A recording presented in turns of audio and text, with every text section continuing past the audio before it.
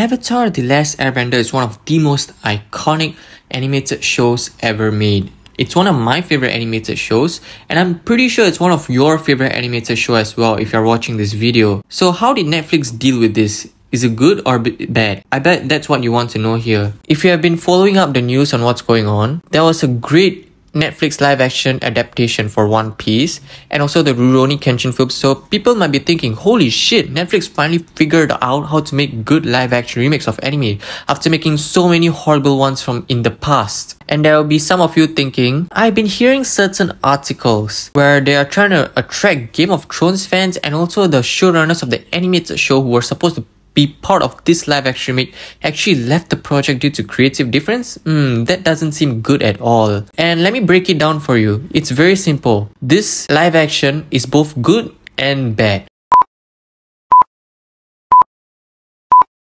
Welcome back, visionaries, to my latest video. This will be my review for Avatar: The Last Airbender, the Netflix live action adaptation. So here's a brief analysis of what this show actually is. Everything you probably heard from the articles is probably somewhat to a certain extent actually true. They were trying to attract new audiences, and they were also trying to bring back the old fans of the show.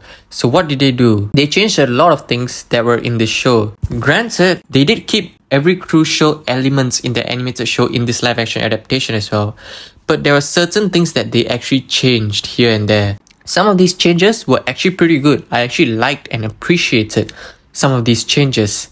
Some, on the other hand, I did not like at all. And you know what's the end result of them trying to attract new audiences as well as bring back the fans of the animated show? The story structure in the show was terrible. So let's get to a full review. Let's start with the good first.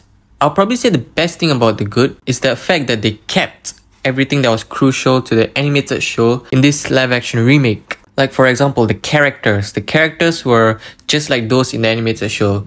Aang, who is this young, playful boy who just wants to have fun, is suddenly thrust with a lot of responsibility to save the world. And then Zuko as well, who wants to take back his rightful heir to the throne of the Fire Kingdom. And then you have Sokka, who just wants to protect his people, and Katara, who wants to learn waterbending. And not just our main characters, our side characters as well. And I really appreciated that even Iroh was just like the animated show Iroh, so I appreciated all that. Let's come to the good changes that they made for the show first. The show begins with Sozin taking over the Southern Air Temple. In the animated show, we didn't see it happen, they just told us that it happened. Here we actually see it happen. Something I wanted to mention was that although I appreciate that we see it happen, it should still be executed properly.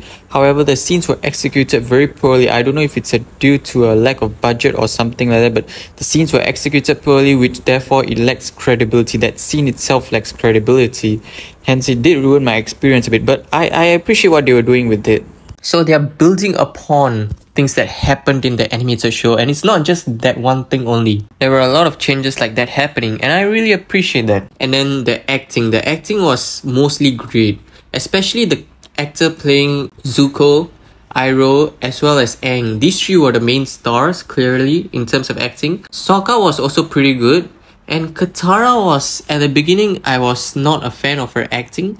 But over the show, over the entire series, she does improve on her acting. At the beginning, I couldn't tell her expressions at all. She just had this blank face, but over time, she improved, and I appreciate that. I think she did a good job. And the set designs, the world building was all really great. They were really paying homage to the animated show, and I appreciate that. The CGI was great. At the beginning, the firebending CGI was a bit iffy. I was not a fan of it.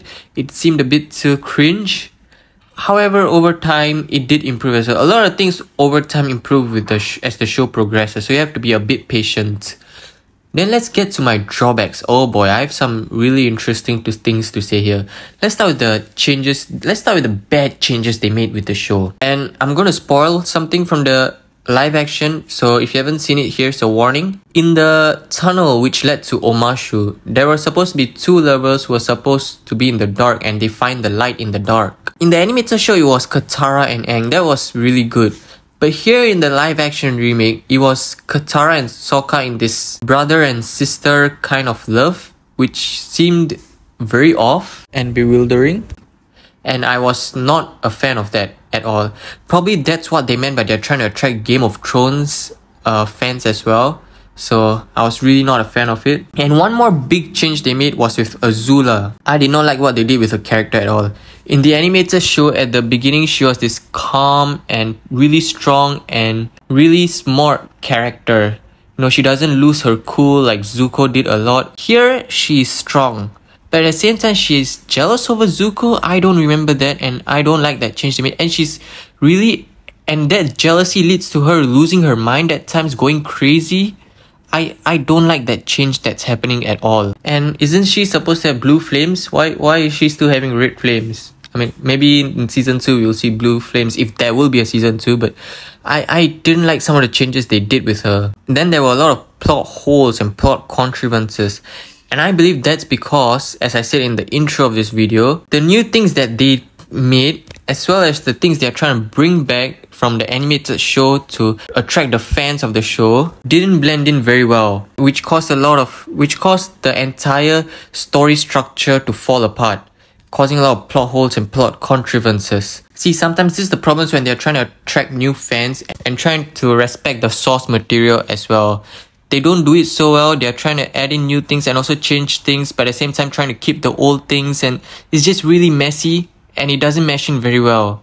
So what they did was really didn't work out for me personally. Don't get me wrong, there were some episodes which I'll give 8 out of 10. The episode where they showed Uncle Iroh in the funeral for his son and Zuko came up to him, talked to him, calling his son one of the best, and then sits beside Iroh and gives him company. That was probably the best episode of the season, and I'll probably give that one the highest score, maybe an 8 out of 10.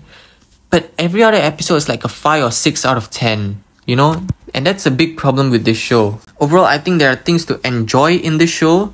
At the same time, there are things not to enjoy in this show. So, I'm honestly going to give this show a 6.5 out of 10. I mean, it's not bad, but it's just, you know, nowhere near as close to being as good as the animated show. That's all. And yeah, that's all I have for this video. If you like the video, click the like button. If you want to see more, subscribe to the channel, and see you guys next time. You guys are always the best.